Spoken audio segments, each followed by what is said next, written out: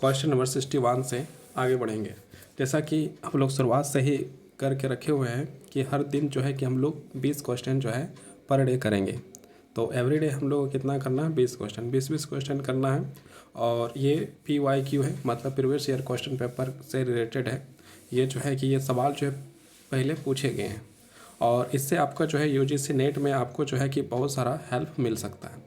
तो आप इसे जो है देखकर आप इस अंदाज़ा को पहुंच सकते हैं कि किस प्रकार का सवाल जो पूछा जाता है। और ये भी देख सकते हैं कि रिपीटेड क्वेश्चन हो सकता है, तो आप आसानी से आंसर भी कर सकते हैं। तो बहुत सारे चीज़ है। ये पेपर 1 का है, ये भी बात याद रखना है ना।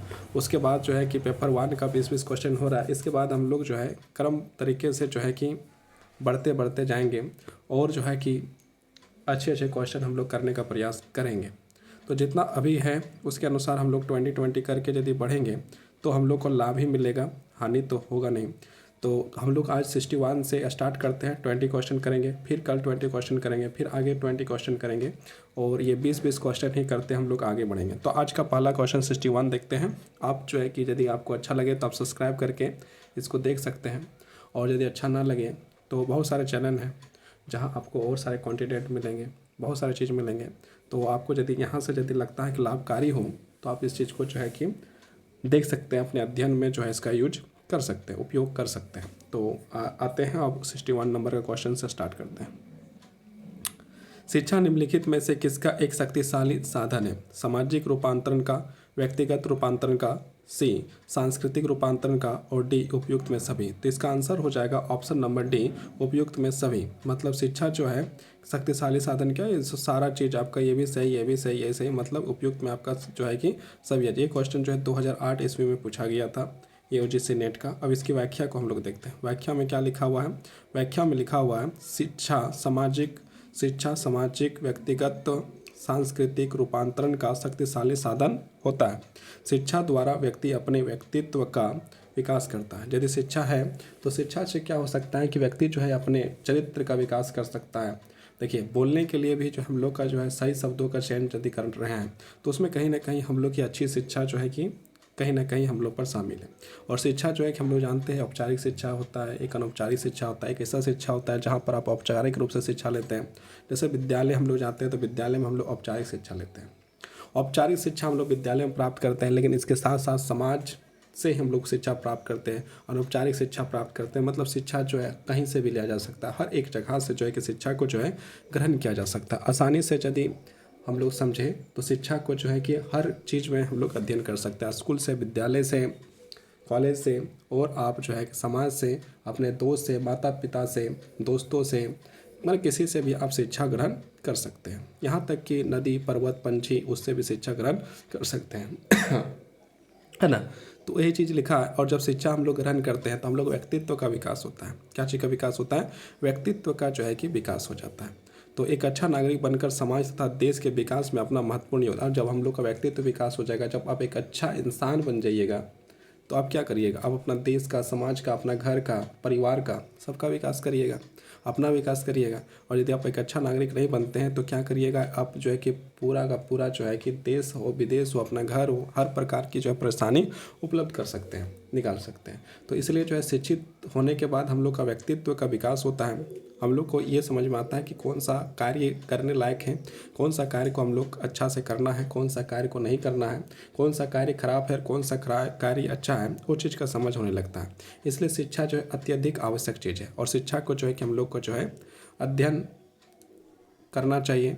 अध्ययन के साथ अब जब हम लोग शिक्षा ग्रहण करेंगे तो हम लोग का जो व्यक्तित्व का विकास होगा। इससे हम लोग समाज का योगदान दे सकते हैं, अपने परिवार को योगदान दे सकते हैं, हर किसी चीज़ के लिए हम लोग अपना योगदान दे सकते हैं। अपना महत्वपूर्ण योगदान देता है। शिक्षित समाज ही अच्छे संस्कृति का निर्माण करते हैं। यदि अच्छा लोग हैं तो अच्छे विचारों का जो है आदान प्रदान होते रहता है और इससे अच्छे लोग का निर्माण होते रहता है। अब क्वेश्चन नंबर 62, कक्षा में परस्पर संवाद, मतलब एक दूसरे से संवाद से क्या उभर कर आना चाहिए? मतलब क्या आना चाहिए? तो ए नंबर दिया है तर्क वितर्क, बी सूचना, सी विचार, डी विवाद। तो इसका आंसर हो जाएगा आपका विचार। जब हम लोग एक दूसरे से जब किसी से बात करते हैं तो क्या होता है कि हम लोग जो है कि इसका आंसर हो गया आपका सी नंबर, विचार। विचार आपका जो है सही आंसर है। और जब हम लोग एक दूसरे से संवाद करते हैं, एक दूसरे से हम लोग जब बात करते हैं तो हम लोग के बीच में जो है जो उत्पन्न होता है एक विचार जो है उत्पन्न होता है, एक नई विचार की ओर हम लोग बढ़ते हैं। जब हम लोग किसी भी व्यक्ति से कक्षा में हो या कक्षा के बाहर हो, कभी चर्चा करके देखिए, जब हम लोग गहन चर्चा करते हैं, किसी विषय के बारे में चर्चा करते हैं तो कोई ना कोई तर्क, कोई ना कोई वितर्क और कोई ना कोई अर्थ जो है जरूर निकलता है। इसलिए जो है कि संवाद होना जो है ज़रूरी है। हर किसी को जो है कि किसी ना किसी से संवाद करना ज़रूरी होता है। संवाद करने से हम लोग जो है कि एक नए विचार की ओर हम लोग आगे बढ़ते हैं। ये क्वेश्चन आपका जो है 2012 में पूछा गया था यूजीसी नेट। अब हम लोग जो है इसकी व्याख्या को देखते हैं। व्याख्या में क्या लिखा है, कक्षा में परस्पर संवाद से विचार उभर कर आना चाहिए। मतलब क्या है कि विचार उभर कर आना चाहिए। कक्षा में परस्पर संवाद किसी समस्या के समाधान के लिए किया जाता है। हम लोग कभी भी संवाद करते हैं तो क्या करते हैं, कोई ना कोई समस्या के बारे में चर्चा करते हैं, कोई ना कोई समस्या के समाधान के बारे में चर्चा करते हैं, यानी किसी न किसी विषय में जो है वो चर्चा करते हैं। और जब चर्चा करते हैं तो उसमें क्या होता है, कोई ना कोई उसमें जो है कि समस्या का समाधान, कोई ना कोई विकल्प जो है कि निकल कर जरूर आता है, जिसमें शिक्षक एवं छात्र दोनों भाग लेते हैं। और यदि कक्षा में यदि हो रहा है चर्चा तो उसमें क्या होगा कि शिक्षक और छात्र जो है कि दोनों भाग लेंगे, दोनों जो है कि भाग लेंगे और दोनों जो है परस्पर कोई ना कोई विचार को जो है कि उत्पन्न होगा ही। अब देखिए ये आंसर जो है 63 वाला जो क्वेश्चन है उसमें हम लोग को जो है कि कुट में आंसर करना है। तो यहाँ पर देखिए क्वेश्चन क्या लिखा है।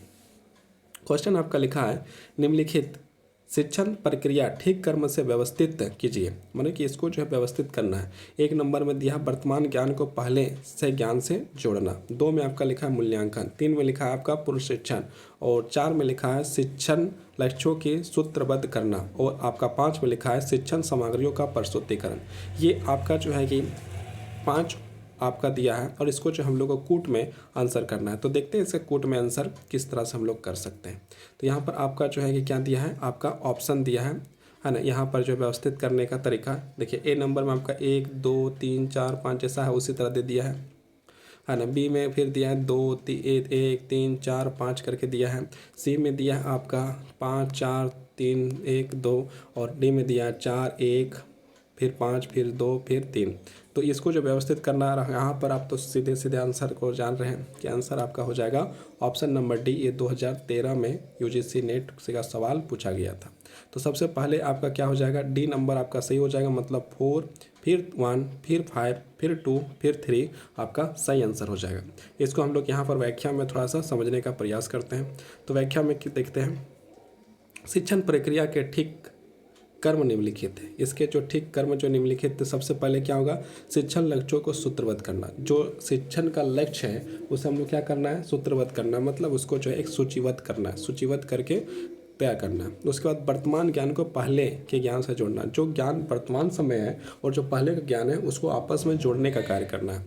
3 नंबर में आपके क्या है, शिक्षण सामग्री का प्रस्तुतिकरण। अब जब इसका सारा चीज़ हो गया तो उसका फिर प्रस्तुतिकरण करना है, मतलब बताना है ना। उसके बाद क्या, मूल्यांकन करना। अब क्या है, जो चीज़ हम लोग बता दिए हैं, जो चीज़ हो चुका है, जो जोड़ चुके हैं, उसको जो है मूल्यांकन करके देखना है। और फिर पूर्व शिक्षण मतलब दोबारा। तो ये चीज़ आपका जो है ये सही कर्म जो है कि आपका होगा। तो यही आपका ऑप्शन नंबर डी जो है सही हुआ था। अब हम लोग जो है कि नेक्स्ट क्वेश्चन 64 में पढ़ते हैं। 64 में आपका क्या लिखा हुआ है, 64 में लिखा है निम्नलिखित में से कौन सा शिक्षण का पूर्व निर्धारित स्तर नहीं है। यहाँ पर पूछा गया पूर्व निर्धारित स्तर नहीं है। क्या पूछा गया है, नहीं वाला में जो है बहुत तो सारे कन्फ्यूज हो जाते हैं। पढ़ते हैं, निम्नलिखित में से कौन सा शिक्षण का पूर्व निर्धारित स्तर है पढ़ लेता है ना, और उसका आंसर जो है गलत मान लेता है। इसलिए जो है नहीं जो है कि उसमें ध्यान रखना है। क्वेश्चन को जो आपको जो है सही रूपेण जो है कि आपको पढ़ना जो है कि बहुत ज़रूरी है। जब क्वेश्चन को आप सही तरीके से पढ़िएगा तो आपका जो है नहीं वाला जब समझ में आ जाएगा तो फिर आप आंसर ठीक से कर पाइएगा। तो यहाँ पर यह क्वेश्चन आपका लिखा हुआ है। क्या क्वेश्चन लिखा हुआ है, क्वेश्चन लिखा है निम्नलिखित में से कौन सा शिक्षण का पूर्व निर्धारित स्तर नहीं है।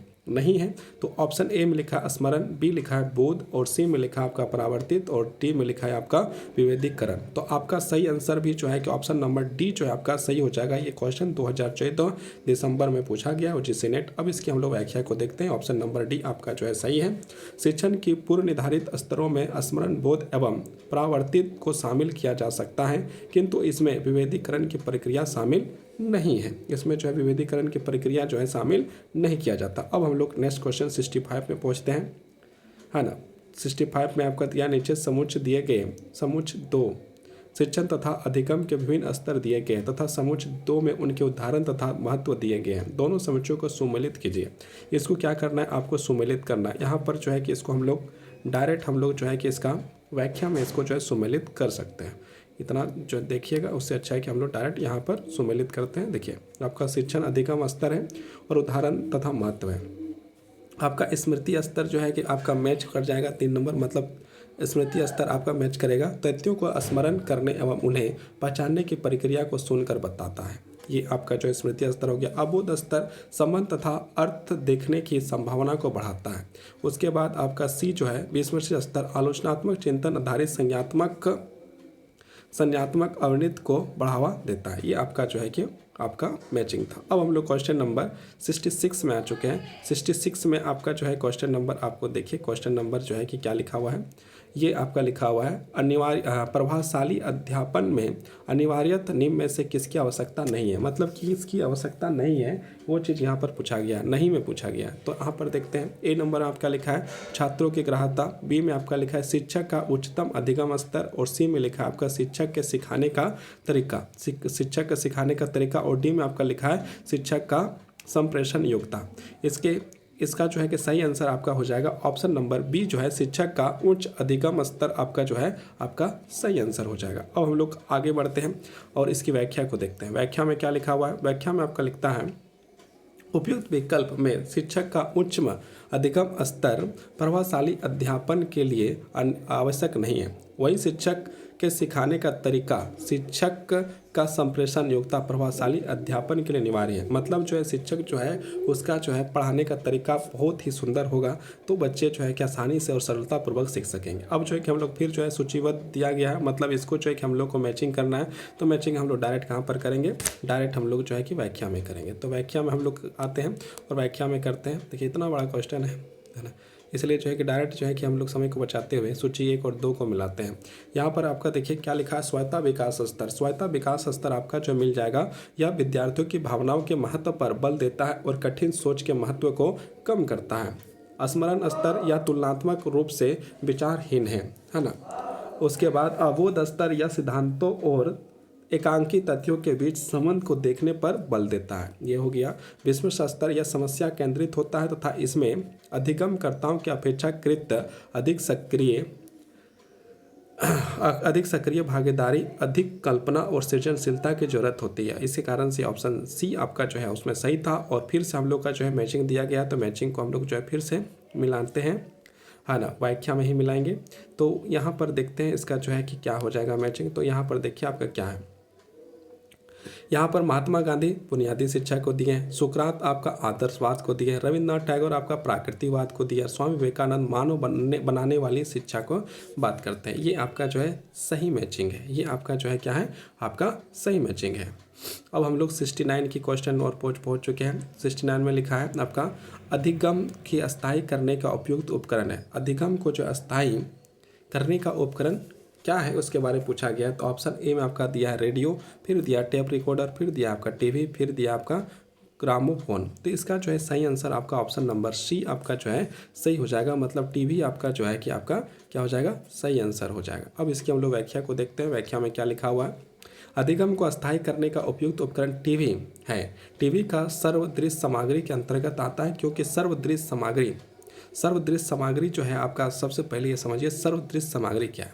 सर्वदृश्य सामग्री मतलब सर्व मतलब सुनना, सर्व मतलब हो गया सुनना, है ना, और दृश्य मतलब देखना। मतलब टीवी ऐसा चीज़ है कि आप टीवी को जब देखते हैं तो उसमें आवाज़ भी आती है और आप उसमें दृश्य देख सकते हैं, है ना। तो इसको जो है सर्वदृश्य सामग्री कहा जाता है। जैसे रेडियो है, रेडियो में क्या है कि आप सिर्फ आवाज़ सुन सकते हैं लेकिन चित्र नहीं देख सकते हैं, है ना। अब मोबाइल फ़ोन भी जो है कि आपका सर्वदृश्य में आ जाता है। आप मोबाइल फ़ोन में भी आप वीडियो देख सकते हैं, साथ में आवाज़ भी सुन सकते हैं। तो ये भी जो है मोबाइल फ़ोन भी आपका सर्वदृश्य सामग्री में आ जाएगा।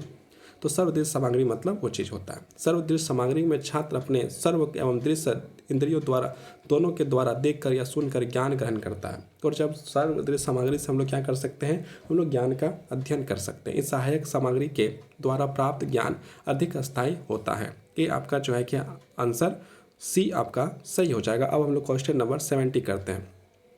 70 जो आपको कूट में आंसर करना है। तो यहाँ पर देखिए शिक्षण प्रक्रिया के निम्न पदों को कर्म अनुसार व्यवस्थित कीजिए, मतलब कर्म के अनुसार आपको जो है व्यवस्थित करने के लिए कहा गया है।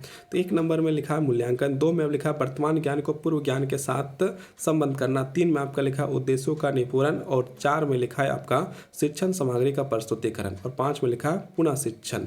तो ये आपका जो है ऑप्शन नंबर बी जो है आपका सही हो जाएगा। और हम लोग इसको जो है कि समझते हैं, यहाँ पर क्या चीज़ में समझते हैं, तो हम लोग व्याख्या में देखते हैं। शिक्षण प्रक्रिया के पदों को व्यवस्थित करने का कर्म वर्तमान ज्ञान को पूर्व ज्ञान के साथ जोड़ना, मतलब सबसे पहले आपका जो है वर्तमान ज्ञान को पूर्व ज्ञान के साथ जोड़ देना है, उसके उद्देश्यों का निपूरण करना है, उसके बाद आपका फिर मूल्यांकन है, फिर आपका जो है शिक्षण सामग्री प्रस्तुतिकरण है, फिर आपका क्या है पुनः शिक्षण है। ये आपका जो है सही कर्म है। अब हम लोग आगे बढ़ते हैं और 71 में पढ़ते हैं। निम्नलिखित कथनों को पढ़िए, पढ़ने के लिए कहा तो पढ़ते हैं, मजा आएगा। शिक्षण एक सामाजिक क्रिया है, बी में आपका लिखा है शिक्षण एक व्यक्तिगत क्रिया है, और सी में लिखा है अधिगम एक सामाजिक क्रिया है, और आपका डी में लिखा है अधिगम एक व्यक्तिगत क्रिया है। तो ये आपको कूट में आंसर करना है। तो ऑप्शन ए में आपका लिखा है ए और डी सही होगा, बी में लिखा है आपका ए और डी सही होगा, है ना। पहला में आपका बी और डी सही होगा, फिर दूसरा में आपका लिखा है ए और डी सही होगा, और फिर आपका जो है सी में लिखा है बी और सी सही होगा, और डी में आपका लिखा है ए और सी सही होगा। तो इसका सही ऑप्शन जो है आपका ऑप्शन नंबर बी जो है आपका सही है, मतलब ए और डी जो है आपका सही आंसर है। अब इसकी हम लोग व्याख्या को देखते हैं, व्याख्या में बात करते हैं। क्या लिखा है, शिक्षण त्रिआमी प्रक्रिया जिसमें शिक्षक छात्र और पाठ्यक्रम के माध्यम से अपने स्वरूप को प्राप्त करते हैं, अर्थात किसी विषय वस्तु के माध्यम बनाकर शिक्षक एक शिक्षार्थी के बीच विचारों का आदान प्रदान या परस्पर अंतक्रिया को ही शिक्षण कहते हैं। अतः विकल्प ए और डी जो है आपका क्या हो जाएगा, सही हो जाएगा। अब हम लोग क्वेश्चन नंबर 72 में पहुंच गए। 72 में क्या लिखा है, निम्न में से कौन सा शिक्षण का स्तर नहीं है। यहाँ पर फिर देखिए, यहाँ पर लिखा है शिक्षण का स्तर नहीं है। ऑप्शन ए में लिखा है स्मृति स्तर, बी में लिखा है बोध स्तर, सी में लिखा है तुलनात्मक स्तर, और डी में लिखा है विचारात्मक स्तर। तो यहाँ आपका ऑप्शन नंबर सी जो है आपका सही हो जाएगा, तुलनात्मक स्तर इसका सही आंसर है। अब हम लोग इनकी व्याख्या को देखते हैं। व्याख्या में क्या लिखा हुआ है, शिक्षण एक स्तर वह आधार है जिसके माध्यम से छात्रों के क्रमबद्ध तरीके से बौद्धिक विकास किया जाता है। शिक्षण को 3 स्तरों में विभक्त किया गया। शिक्षण को क्या है, 3 स्तरों में जो है कि बांट दिया गया, 3 स्तर में बांटा गया। तो पहला स्तर हम लोग स्मृति स्तर कहते हैं, मेमोरी लेवल को देखते हैं। बाल अवस्था एवं शैशवावस्था में प्रदान की जाती है, क्योंकि इसमें बालक की बौद्धिक विकास अपने शुरुआती दौर में होता है। बालक जब शुरुआती दौर पर है तो बुद्धि और शैक्षणिक सब जो शुरुआती दौर पर होगा, स्मृति स्तर उसको जो है कि बाल अवस्था और शैशवावस्था में रखा जाता है। उसके बाद जो है सेकंड हम लोग देखते हैं, तो हम लोग का क्या रखा गया, बोध स्तर। बोध स्तर है ना, अंडरस्टैंडिंग लेवल जो है उसमें जो है कि बोध स्तर कहते हैं। तो इसमें उन छात्रों को शामिल किया जाता है जिसकी बुद्धि विकासशील होती है, मतलब विकासशील, और वैसे भी जो है कि हर बालक का विकासशील ही होता है, मतलब अभी भी हम लोग यदि है तो हम लोग सबका विकासशील है, और जिनका स्मृति स्तर उद्देश्यों की प्राप्ति हो जाती है। इस स्तर में विद्यार्थियों के सामान्यीकरण तथा सिद्धांत एवं तथ्यों के संबंध में बोध कराने पर बल दिया जाता है। ये आपका जो है अंडरस्टैंडिंग लेवल, मतलब बोध स्तर आपका हो जाएगा। उसके बाद तीसरा जो शिक्षण को बांटा गया वो आपका क्या बांटा गया, चिंतन स्तर। तो चिंतन स्तर में क्या लिखा है, रिलेक्टिव लेवल में यह शिक्षण स्तर का आखिरी स्तर है। इसमें वे छात्र आते हैं जिसके स्मृति स्तर और बौद्धिक स्तर दोनों का विकास हो चुका है। यहाँ पर बात किया जाए दोनों का बुद्धि जो विकास हो चुका है, मतलब डिसीजन वो अपना ले सकता है। विचारात्मक स्तर का शिक्षण छात्रों के विचार और चिंतन करने में उसकी सहायता करता है। अतः तुलनात्मक स्तर शिक्षण के स्तर के अंतर्गत नहीं आता है। ये आपका जो है तीसरा स्तर था शिक्षण का। अब हम लोग क्वेश्चन नंबर 73 में जाते हैं। 73 में क्या लिखा हुआ है, 73 में जब पढ़ते हैं, निम्न में से कौन सा शिक्षण सूत्र नहीं है। यहाँ पर पूछा गया शिक्षण सूत्र जो है नहीं है। ए नंबर साधारण से जटिल, संवेग से बुद्धि, स्थूल से सूक्ष्म, और डी में लिखा अनिश्चित से निश्चित। तो ये आपका ऑप्शन नंबर बी जो है आपका जो संवेग से बुद्धि, ये आपका जो है कि सही आंसर हो जाएगा, मतलब ये आपका शिक्षण सूत्र नहीं है, बाकी सारे शिक्षण सूत्र है। अब हम लोग इसकी व्याख्या को देखते हैं। व्याख्या में क्या लिखा, संवेग बुद्धि शिक्षण सूत्र के अंतर्गत नहीं आता है। संवेगात्मक बुद्धि में तात्पर्य व्यक्ति अपनी भावनाओं तथा दूसरों की भावनाओं की पहचान कर सकने की क्षमता होती है। कि आपका जो है कि इसकी व्याख्या थी। अब हम लोग जो है क्वेश्चन नंबर 74 में आते हैं। 74 में लिखा है निम्न में से कौन सा कर्म सही कर्म है। यहाँ पर आपका लिखा हुआ है, ए में आपका लिखा है बोध विश्लेषण संश्लेषण, पहले ज्ञान बोध विश्लेषण संश्लेषण उपयोग मूल्यांकन। इसके बाद बी ऑप्शन में आपका दिया है बी में आपका दिया है सबसे पहले, फिर ज्ञान बोध उपयोग विश्लेषण संश्लेषण मूल्यांकन, और सी में लिखा है ज्ञान बोध विश्लेषण संश्लेषण मूल्यांकन उपयोग, और डी में आपका लिखा हुआ है, आपका क्या लिखा हुआ है, आपका बोध संश्लेषण ज्ञान बोध संश्लेषण विश्लेषण उपयोग मूल्यांकन। तो इसका सही आंसर जो आपका हो जाएगा ऑप्शन नंबर बी जो है आपका सही हो जाएगा। मतलब पहले ज्ञान होगा, फिर बोध, फिर उपयोग, फिर विश्लेषण, फिर संश्लेषण, फिर मूल्यांकन। ये आपका जो है कि सही आंसर है। अब इसकी व्याख्या को आप देख सकते हैं, सही कर्म यहाँ पर वही लिखा हुआ है जो वहाँ पर लिखा हुआ है, ज्ञान बोध उपयोग विश्लेषण संश्लेषण और मूल्यांकन। अब हम लोग क्वेश्चन नंबर 75 में आ चुके हैं। 75 में क्या लिखा है, 75 का क्वेश्चन को हम लोग देखते हैं, ध्यानपूर्वक यहाँ पर पढ़ने का प्रयास करते हैं। अधिगम का सबसे उपयुक्त अर्थ है, ए नंबर व्यक्तिगत समायोजन, बी नंबर व्यवहार परिमार्जन, सी नंबर ज्ञान का विस्तार, डी नंबर कौशलों का अर्जन। तो इसका आंसर सही आंसर हो जाएगा आपका व्यवहार का परिमार्जन, है ना। तो ये आपका जो है कि सही आंसर हो जाएगा। अब हम लोग जो है कि ये क्वेश्चन आपका यूजीसी नेट में पूछा गया था और सीजी सेट में भी जो है ये क्वेश्चन आपका है। तो आप नेक्स्ट इसका जो है कि हम लोग व्याख्या को देखते हैं। अधिगम का सबसे उपयुक्त अर्थ व्यवहार में परिमार्जन, मतलब व्यवहार में परिवर्तन। परिमार्जन मतलब क्या हो गया, परिवर्तन। किसमें, व्यवहार में परिवर्तन, है ना, व्यवहार में परिवर्तन। व्यवहार में परिवर्तन की बात कर, अधिगम का सबसे उपयुक्त अर्थ व्यवहार का परिमार्जन है, मतलब परिवर्तन है। व्यवहार का परिमार्जन मतलब परिवर्तन के तौर पर उन तकनीकों से है जिसका उपयोग किसी विशेष प्रकार के व्यवहार या प्रतिक्रिया को कम करने या बढ़ाने के लिए किया जाता है। माता पिता का इसका इस्तेमाल अपने बच्चों को सही गलत सिखाने के लिए किया जाता है। ये आपका चॉइस की व्याख्या थी। अब हम लोग क्वेश्चन नंबर 76 में पहुंच गए, जो लिस्ट दिया है एक सूची से दूसरे सूची से मिलाना। तो यहाँ पर हम लोग व्याख्या में देखते हैं। पालव जो है प्राचीन अनुबंध सिद्धांत से मैच हो जाएगा। स्किनर क्रिया प्रसूति अनुबंध के बारे में बात करते हैं। कोहलर जो है अंतर्दृष्टि के बारे में बात करें। गथरी जो है आपका सन्निधता के बारे में बात करते हैं। ये आपका मैचिंग भी हो गया। अब हम लोग नेक्स्ट क्वेश्चन की ओर बढ़ते हैं। नेक्स्ट क्वेश्चन जो है कि 77 है ना, 77 का जो है कि यहाँ पर देखते हैं 77 में क्या लिखा हुआ है। तो 77 में आपका लिखा हुआ है अधिगम शिक्षण अधिगम में उपयुक्त शैक्षणिक स्तर है, ए ज्ञानात्मक स्तर, बी भावनात्मक स्तर, सी क्रियात्मक स्तर और डी उपयुक्त में सही। इसका आंसर आपका हो जाएगा उपयुक्त में सही, मतलब ऑप्शन नंबर डी आपका जो है कि सही आंसर हो जाएगा। अब इसकी हम लोग व्याख्या को देखते हैं। व्याख्या में क्या लिखा है, उपयुक्त सभी विकल्प शिक्षण अधिगम के शैक्षणिक स्तर है। जो विकल्प है वो सारे जो है क्या है, शैक्षणिक स्तर है।